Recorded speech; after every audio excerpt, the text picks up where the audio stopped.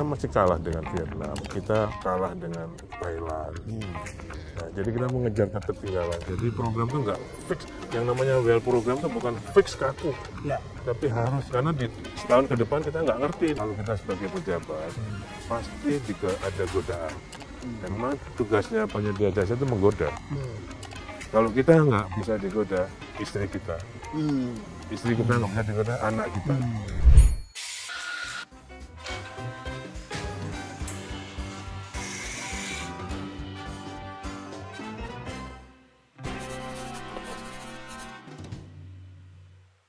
Tidak banyak yang dapat kami lakukan untuk mendampingi atau menemui narasumber kalau narasumbernya minta on-site. Ini tidak sering kami lakukan, tapi kali ini saya melakukannya. Ini tidak lain adalah karena narasumbernya Pak Basuki Hadimulyono, orang yang biasa saya temui ketika main drum begitu ya. Terima kasih Pak Bas. Terima kasih Pak Prof. Ya, hari ini kita di IKN, jadi khusus edisi Intrik kali ini kami berada di lokasi. Saya juga ingin tahu karena ada berita-berita bahwa IKN banjir, IKN kelelep begitu ya. Tapi yang saya lihat Pak Bas gak ada di situ.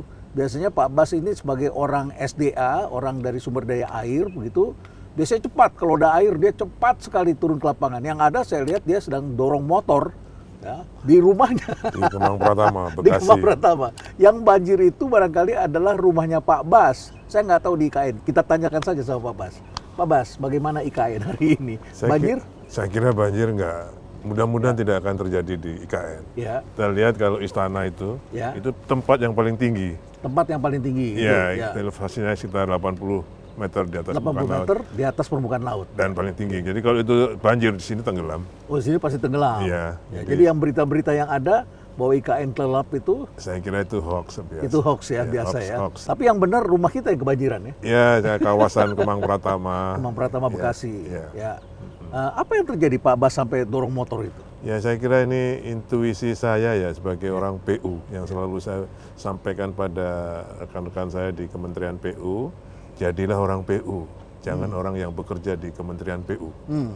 Nah, mungkin itu karena intuisi itu begitu ada kabar air sudah ada di jalan, di seberang rumah saya langsung habis subuh, langsung punya motor, saya keliling pengen tahu kenapa ini air.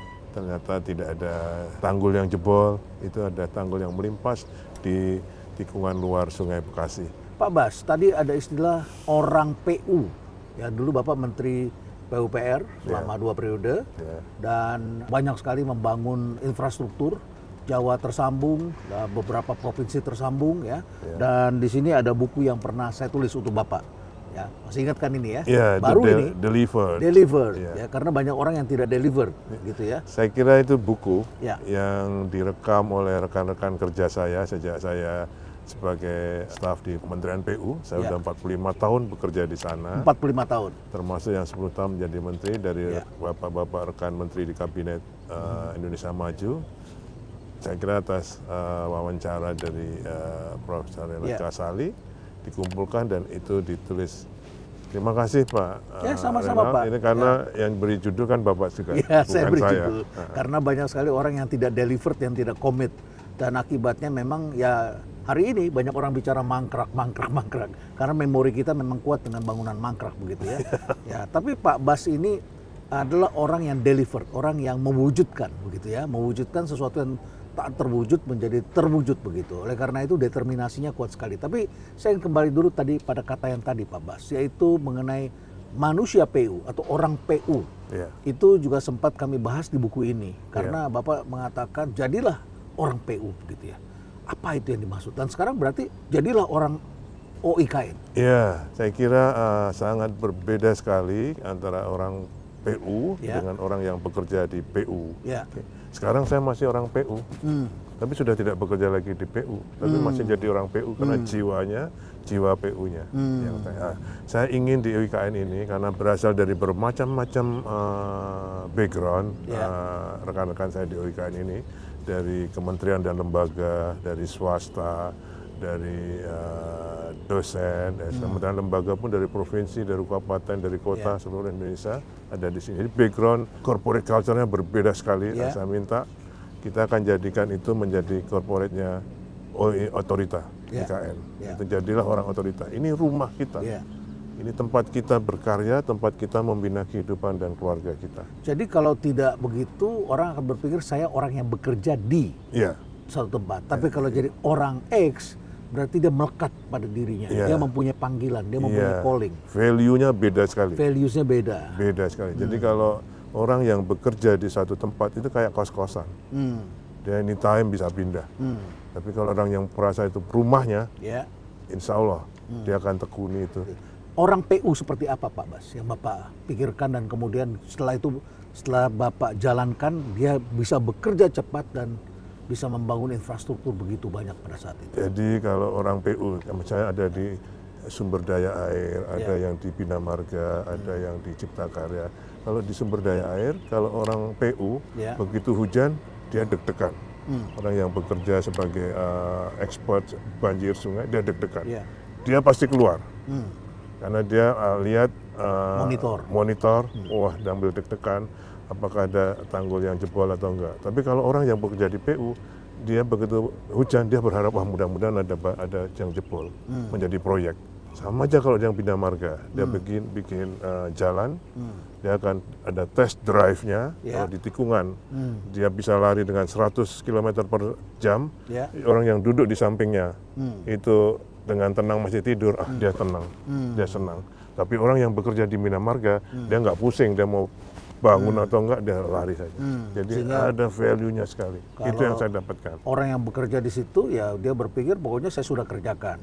Tahun depan ada dia ternyata nggak beres, dia bikin proyek lagi. Begitu. Saya kira itu. Akhirnya dipelihara persoalan. Pak Bas juga dikenal sebagai orang yang bekerja, kalau di buku ini kita bercerita ada iramanya, ada rhyme-nya. Bekerja ada rhyme. Rock and roll. Rock and roll.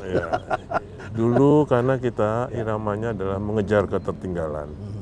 Sebetulnya ini pun masih belum. Kita masih kalah dengan Vietnam. Stok infrastruktur kita masih kalah. Kita kalah dengan Thailand. Jadi kita mengejar ketertinggalan dengan rock and roll. Jadi kalau iramanya, karena saya senang musik, bukan pop, bukan keroncong. Tapi rock and roll tetap tapi dengan prudent dan dengan tata kelola yang baik. Tapi tetap kita rock and roll 7 hari per minggu, 24 jam per hari pada saat awalnya itu. Walaupun pada saat awalnya banyak kecelakaan. Kita rekam itu, tol ada yang ambruk. Kita stop 2 minggu, kita evaluasi kenapa ini. Habis itu jalan lagi sampai sekarang, alhamdulillah aman-aman semua. Jadi dilengkapi dengan manajemen resikonya, safety-nya, diperiksa semua. Sampai itu berpengaruh pada penyedia jasa. Di BUMN Karya langsung dibentuk direktorat tadi manajemen risiko, yang tadinya nggak ada. Tadinya nggak ada. Jadi hari ini ada sekitar 400 orang ya ASN yang baru datang di sini, in charge sudah ditempatkan 400 orang di OIKN. Kalau yang ditempatkan di sini sudah 623 orang. 623, sudah 623. Dan otorita ini adalah untuk anak-anak muda yang depan. Kami ini 2-3 tahun sudah lewat. Baik, jadi ini diharapkan mereka yang bekerja di OIKN menjadi manusia OIKN dan mereka mempunyai standar yang tinggi dalam bidang dalam pelayanan publik, dalam pekerjaan, supaya mereka bisa deliver pekerjaan itu juga dengan tepat waktu, responsif, dan bertanggung jawab begitu. Saya kira nanti ini makanya ini saya datangkan dulu di sini, kesiapan. Nanti kalau sudah ada kementerian lain pindah, ini akan berkompetisi. Jangan sampai nanti kami yang di otorita ini standarnya justru yang harus menjadi contoh, justru nanti lebih mencontoh yang lain, jadi jangan sampai kebalik. Ini yang menjadi tantangan saya untuk bisa menyiapkan teman-teman saya ini menjadi contoh untuk birokrasi yang akan datang. Pak Bas, pertanyaan yang banyak diajukan ke saya dan juga teman-teman bicarakan di publik itu adalah mangkrak. Ini otak kita sudah terbiasa kan melihat ganti pemerintahan mangkrak. Apa yang mesti kita jelaskan tadi? Mudah-mudahan atau saya kira, saya pikir beliau-beliau yang mempunyai pikiran itu mungkin belum pernah melihat ke sini. Hanya dengan analisa, dengan data-data analisa tentunya analisa dan hasilnya bisa bermacam-macam. Tapi kalau Pak Renat lihat kondisinya ini 2 tahun. Ya. Nanti tahun depan Bapak ke sini pasti sudah berubah. Tahun depan lagi, 2 tahun lagi pasti akan berubah sesuai dengan tahapan pembangunan. Karena tidak hanya fisik saja pembangunan otorita ini. Ya, kami juga mempersiapkan fungsi pemerintahan yang harus kita siapkan. Saya kalau ditanya, saya bilang mangkrak bisa mangkrak kan bisa kan? Bisa. Mungkin kan? Bisa, tapi nyatanya sekarang yang terakhir saja, IKN ini menjadi salah satu program strategis nasional. Ini yang terakhir, dengan perpres yang terakhir. Artinya pemerintah sekarang masih memprioritaskan ini, masih komit. Ya. Jadi nggak ada bedanya antara Bapak Presiden Jokowi dan Bapak Presiden Prabowo. Nggak ada sama sekali. Semuanya, dua-duanya ingin mewujudkan, bahkan Bapak Presiden Prabowo ini mempercepat, memerintahkan pada saya untuk menyiapkan ekosistem yudikatif dan legislatif, tidak hanya kantor dan hunian, tapi juga ekosistemnya selesai sebelum tahun 2028. Nggak capek Pak Bas? Nah, ini sudah tugas dan perintah. Saya ini masih birokrat, jadi perintah itu akan saya emban betul. Kalau ketika saya mengucapkan bisa mangkrak, apa yang membuat itu bisa mangkrak? Apa karena satu, anggarannya tidak disediakan? Yang kedua, karena leadership barangkali, ya kan? Yang ketiga, barangkali adalah karena ada situasi politik yang berubah. Yang keempat, barangkali karena ada konflik, saling ribut satu sama lain. Kalau itu kan mungkin kan? Dan itu empat-empatnya nggak ada. Empat-empatnya nggak ada. Anggaran, situasi hari ini nggak ada. Iya, coba anggaran. Pembangunan IKN ini tidak hanya dari APBN, tapi juga dari KPBU, juga dari investasi murni swasta. Ini sekarang sudah ada semua. Besok siang kami akan menandatangani PKS yang untuk swasta yang baru, ada 4 atau 5.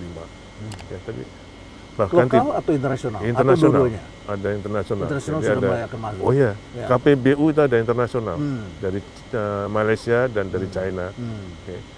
Jadi untuk tahun 2025 ini kami APBN-nya, kalau yang APBN dari 2025 sampai 2029 totalnya 48,8 sudah diketahui, itu sudah disetujui. Dari KPBU ada 132 triliun yang sedang diproses, baik dari hunian, jalan, MUT, properti lainnya. Kemudian untuk swasta ada sekitar 6,3 triliun. Itu untuk hotel, untuk food and beverage, ada semua. Jadi saya kira untuk dari tahun 2025 sampai 2029 kami total butuhnya sekitar 205 triliun. APBN 48,8, KPBU 132, kemudian yang investasi sekitar 25 dan loan. Itu real ya? Iya. Itu real semua ya? Iya. Jadi saya kira dari segi anggaran menurut saya tidak ada alasan untuk mangkrak. Dari segi politik saya kira Bapak Prabowo komitmennya sudah kelihatan. Dari sejak dulu beliau menyampaikan keberlanjutan dan bahkan percepatan. Konflik nggak ada. Leadership saya kira kita juga meneruskan leadership yang sebelumnya. Jadi menurut saya dari 4 ini tidak terjadi di IKN. Lalu kemudian yang menarik adalah ibu kota ini menjadi tidak bergerak kalau tidak ada manusianya. Dan hari ini kita saksikan sudah ada ya, ASN sudah datang ke sini. Ya, nanti bulan Juni. Bulan Juni tambah lagi. Tambah lagi sekitar 582 dari otoritas saja. Jadi semua sudah mulai. Berarti fasilitas pendukung yang di sekitar sini sudah mulai bisa bergerak. Makanya saya undang semua yang sudah groundbreaking dulu. Saya undang dari perkantoran, dari bank, dari perhotelan agar segera membangun pada tahun 2025 ini. Dan karyawan-karyawan ASN kami ini pelopor, Pak. Pelopor. Iya. Saya dengar podcast Profesor Rena Kasali dengan Kang Eep. Kang Eep ya, Eep Saifullah Patah. Ada 2 konsep pemindahan. Menunggu dulu komplit, baru pindah, atau basic infrastruktur disiapkan, siap pindah. Sudah harus ada orang di sini. Ini yang kedua ini, berarti saya begitu mendengar, aduh alhamdulillah. Cocok. Berarti saya cocok. Padahal kita nggak komunikasi.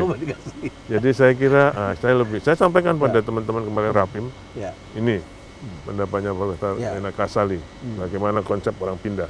Kalau Pak Jokowi dulu menyampaikan pindah rumah aja ribet, apalagi pindah ibu kota. Ada kehidupan sama kayak rumah, kalau kita tinggalkan malah cepat rusak. rayap yang datang. Rayap yang datang. Tapi kalau rumah itu sudah ada orang yang tinggal, pasti ada yang merawat. Iya. Ya, ada kehidupan, ada kehangatan. Dari house menjadi home. Sekarang kami belum ada sebulan, kami sudah bisa lihat detail-detail yang harus saya kerjakan. Penyedia jasa ini kalau nggak didetailkan juga kadang tidak terkoordinir. Nah, sekarang kami bisa melihat detail-detailnya, mana-mana yang harus dikerjakan segera dan dengan ketertiban dan keseimbangan. Sepi, dingin, bisa menjadi hangat. Ya, karena ada manusianya. Oh ya, ada semua. Ada lain semuanya ada. Ya. Artinya sudah sebagai tempat wisata ini juga memungkinkan ya. Sudah berdatangan. Sebentar lagi ada rumah makan sederhana. Gitu. Karena marketnya sudah ada, saya kira, orangnya sudah ada. Sebentar lagi kalau mereka datang bersama keluarga, tinggal bersama keluarga, perlu sekolah, perlu ada. Sekolah sedang mungkin Juni ini selesai. Selain di sekolah di Sepaku, di sini juga sedang kita bangun sekolah SD, SMP, puskesmas, pasar juga sudah kita bangun. Baik, itulah update mengenai IKN dan sedang dipersiapkan. Jadi manusia mulai berdatangan, kehangatan mulai diciptakan, walaupun skalanya kalau dari total masih kecil. Tetapi yang penting ini bergerak dan tumbuh. Lalu kemudian kita lihat ke belakang sedikit Pak Bas. Ya. Ini di buku ini saya ingin membahas sejumlah hal. Ya. Sebetulnya apa kiat bisa membangun dengan cepat itu? Ini kan bertahun-tahun ini sejak Dendles membangun Anyer Panarukan, kita itu kemudian menjadi negara yang pertama membuat jalan tol di ASEAN. Ya. Saya ingat ketika saya masih kuliah itu kita coba jalan Jagorawi. Pertama kali, wah enak sih ya jalan Jagorawi. Tapi setelah itu kita berhenti. Kita tidak bangun jalan tol, kita tidak bangun jalan pendukung, kita tidak bangun kereta api, kita tidak bangun berbagai fasilitas untuk ini, termasuk juga banjir kita lihat. Tapi Pak Bas kemudian nyambung sampai puluhan ribu kilometer bisa disambung. Apa sebetulnya kiatnya? Ini kan banyak kementerian yang perlu juga mempunyai standar seperti itu. Saya kira ada beberapa hal dalam manajemen konstruksi. Jadi dari SITLACOM misalnya, Survey, Investigation, Design, Land Acquisition, dan Construction, Operation, and Maintenance. Kami ada 5-6 poin itu. Ya, dari kami itu dalam segi teknisnya. Tapi dalam segi manajemen lainnya kita pakai PPBS, Planning, Programming, Budgeting System.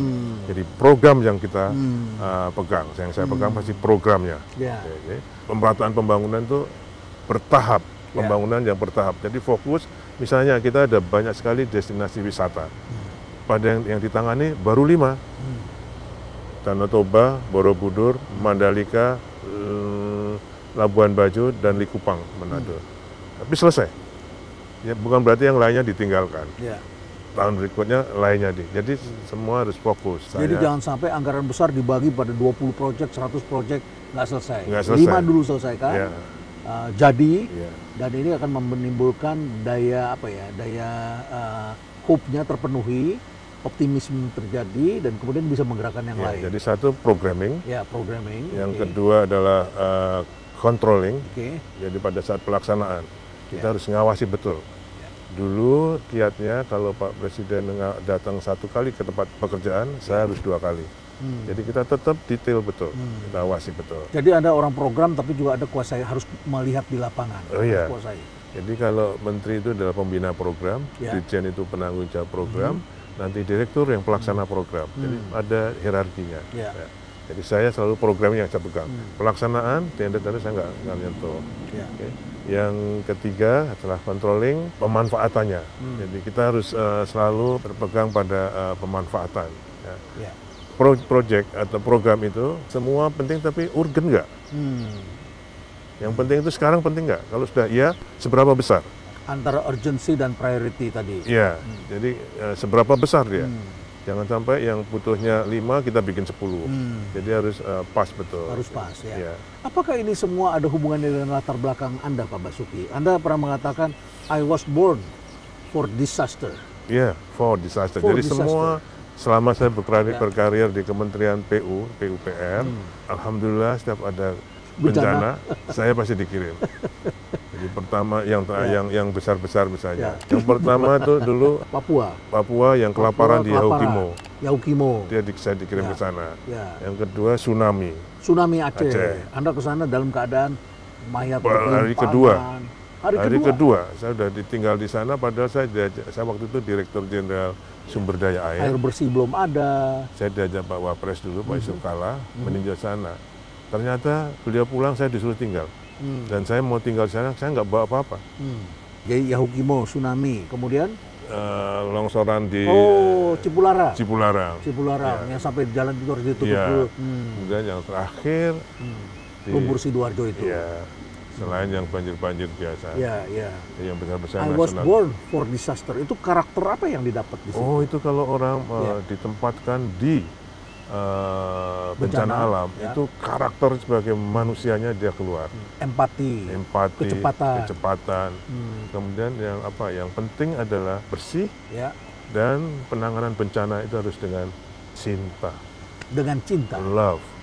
Ya. Itu karena orang yang kena bencana dia kayak orang keseripahan. Yang kerja kan tetangganya, misalnya ada kematian. Yang bencana juga gitu. Jadi kita juga harus dengan love. Jadi dalam keadaan bencana saya pernah mengutip quotes, dan ketika Pak Bas lagi dorong motor saya katakan pada saat terjadi bencana tidak penting apa yang kita miliki, melainkan adalah siapa yang kita miliki. Tapi itu gabungan itu satu. Yang kedua, Anda pernah mengatakan bahwa Anda adalah orang perencanaan. Anda pernah lama di perencanaan dan Anda kemudian belajar mengenai perencanaan. Jadi gabungan antara kesegeraan, empati, love dan sebagainya tadi. Saya dari dan perencanaan dan program. Karena lain kan perencana. Perencana kalau plus money jadi program. Kalau perencanaan just rencana. Dia nggak akan jadi program tanpa budget. Kalau itu pengertian saya. Perencanaan saya pikir saya belajar dari Pak Ginanjar. Bappenas. Antara urban, rural dengan modern dan tradisional. Kalau urban modern itu just live to swasta. Tapi modern di rural, misalnya di daerah perminyakan, itu kan dengan pemberdayaan. Kalau yang rural modern itu dengan partisipasi, rural tradisional itu baru direct investment dari PPN. Pasti nggak salah. Rural itu termasuk daerah terpencil seperti ini ketika baru dimulai dibangun. Itu dengan direct investment, insya Allah pasti nggak akan salah untuk alokasi anggaran APBN. Jadi ada. Kemudian money,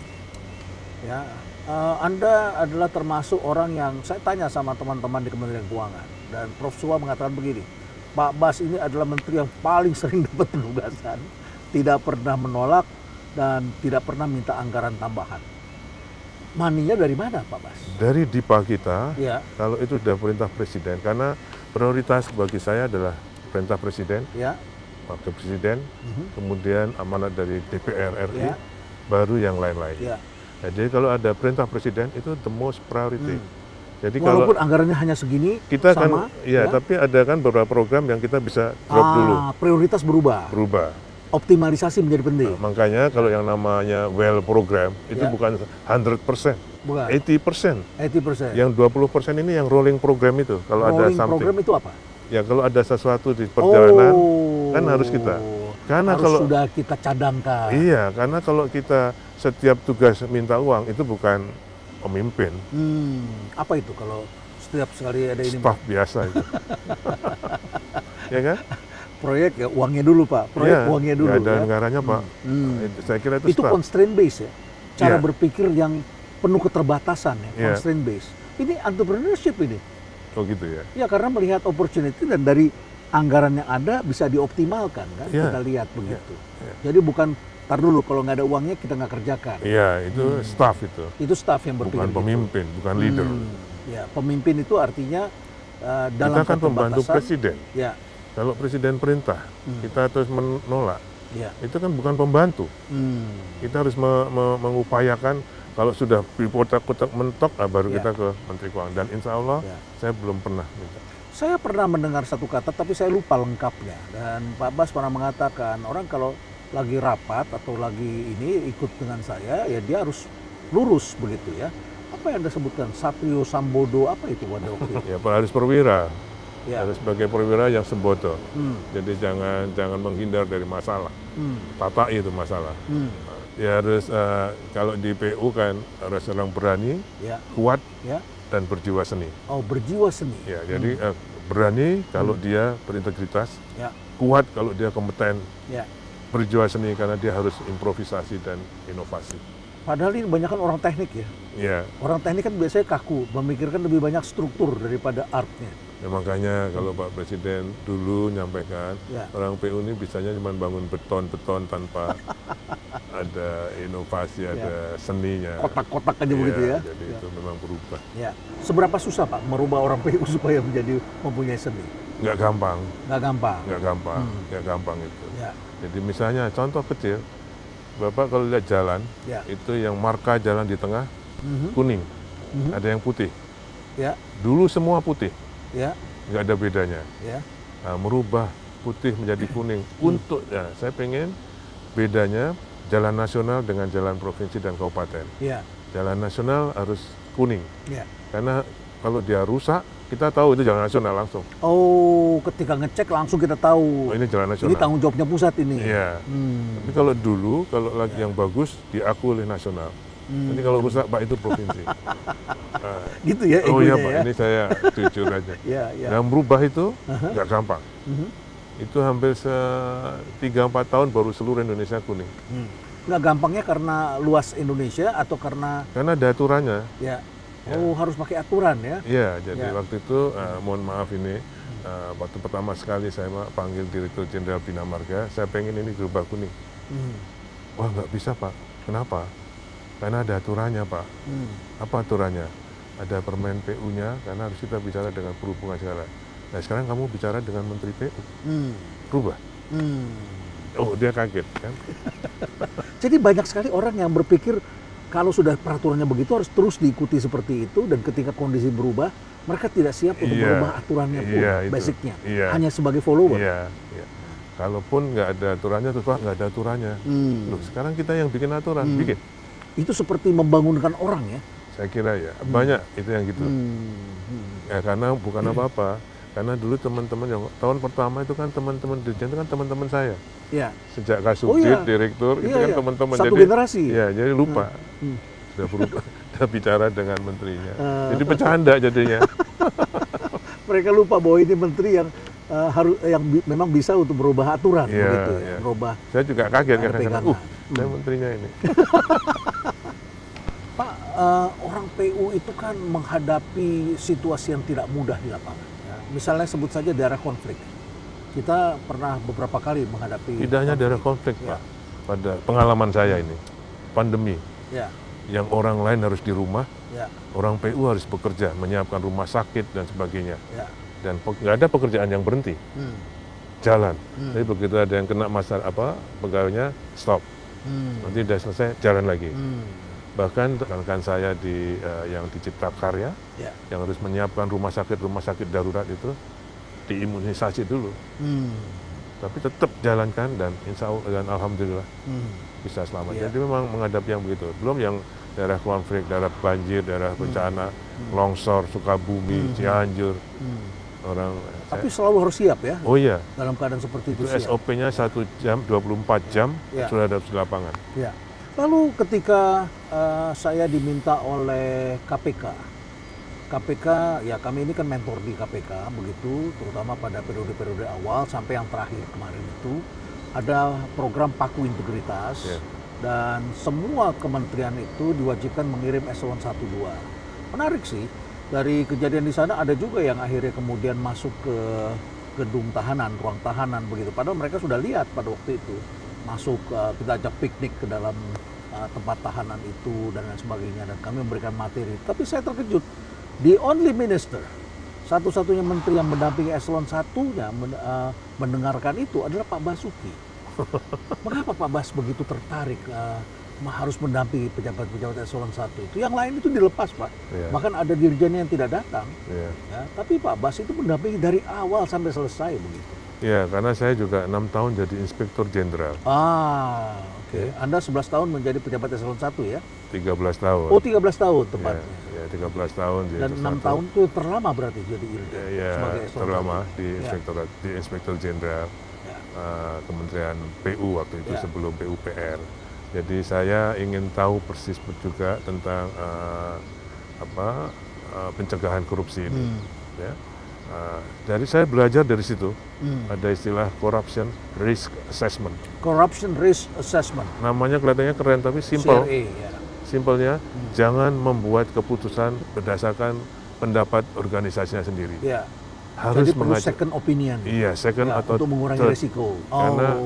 Karena PU ini tugasnya membelanjakan uang negara. Yang sangat besar. Ya, tidak mencari tapi membelanjakan melalui pengadaan barang dan jasa. Ya. Jadi saya harus dengan BPKP, LKPP, Jamdatun, bahkan KPK sendiri sampai ke Baris Krim. Itu pun saya harus hati-hati betul. Bukan berarti itu menggaranti. Ya. Tapi kita jadi leadership kita, intuisi kita, pengalaman jam terbang itu turut mewarnai pikiran kita. Iya, Pak. Walaupun sudah diberikan pandangan dari pihak ketiga, tetap ada kalanya kita juga baca lagi kayaknya ini nggak benar. Betul. Begitu juga. Itu iya, itu kalau itu sudah hati kecil kita bicara. Lalu kemudian dengan mengelola anggaran yang sangat besar, kan anak buah Anda bisa saja hidupnya menjadi serba berkelimpahan, bisa saja terjadi flexing dan lain sebagainya.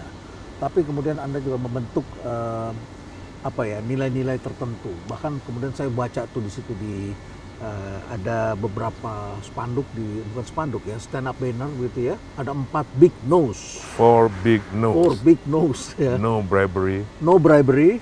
No gift. No gift, tidak boleh terima gift, tidak boleh kickback. terima sogokan. No kickback, oke. No luxurious lifestyle. No luxurious lifestyle, tidak bergaya hidup mewah, flexing.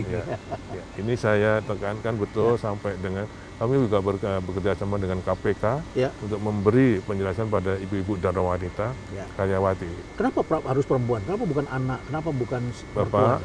Saya dari ayah saya. Kalau kita sebagai pejabat pasti ada godaan. Dan memang tugasnya penyedia jasa itu menggoda. Kalau kita nggak bisa digoda, istri kita. Istri kita nggak bisa digoda, anak kita. Jadi semua juga harus mengerti tentang korupsi itu. Ini menarik ya, karena banyak pejabat yang pandai menyimpan duit, tapi tidak pandai, keluarganya tidak pandai menghabiskan duit. Jadi ketahuannya biasanya adalah ketika mereka memamerkan gaya hidup mewah dalam kehidupan sehari-hari, dan kemudian akhirnya diketahui lah kehidupannya, dan kemudian keluarganya menjadi tidak berkah begitu ya, tidak barokah, dan akhirnya kemudian gaya hidup itu merontokkan values yang sudah dibangun. Ada satu lagi yang menarik adalah di buku ini juga disebutkan ya, di buku Delivered. Jadi bagi Anda yang belum melihatnya, ini adalah buku tentang bagaimana orang-orang yang melakukan delivered dan mewujudkan, dan ini adalah figur Pak Basuki Hadi Mulyono, Menteri PU, yang membangun banyak sekali atau mewujudkan ya, bukan membangun fisik tapi mewujudkan, dan saya kira semuanya ini bisa kita lihat bagaimana wujudnya seperti apa. Nah, sebagai penutup Pak Bas, saya ingin 2 hal. Pertama, mengenai penjelasan kantong ajaib. Anda adalah menteri yang mempunyai kantong ajaib.